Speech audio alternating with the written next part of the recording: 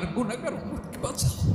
বিশ্বনবী পাগলের মতো একবার হাউজে কাউসারে যাবেন, একবার সিরাতে যাবেন, একবার পুলসিরাতের দিকে, একবার হাউজে কাউসারের দিকে সুবহানাল্লাহ। থাকবেন।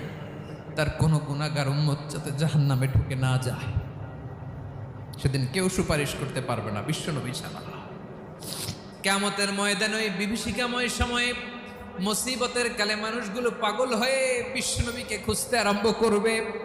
সবাই মিলে বিশ্বনবীর কাছে যেয়ে বলবে, ইয়া রাহমাতাল লিল আলামিন, ইয়া খাতামান নবীন, রাহমাতাল লিল আলামিন।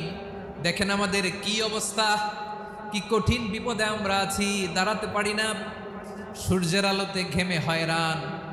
আজকে কেউ সুপারিশ করতে পারবে না। সব নবীরা অপারগতা স্বীকার করেছে, তারা বলেছে আপনি ছাড়া কেউ নাকি আল্লাহর সামনে দাঁড়াতে পারবেন না, আপনি একটু সুপারিশ করেন। বিশ্বনবী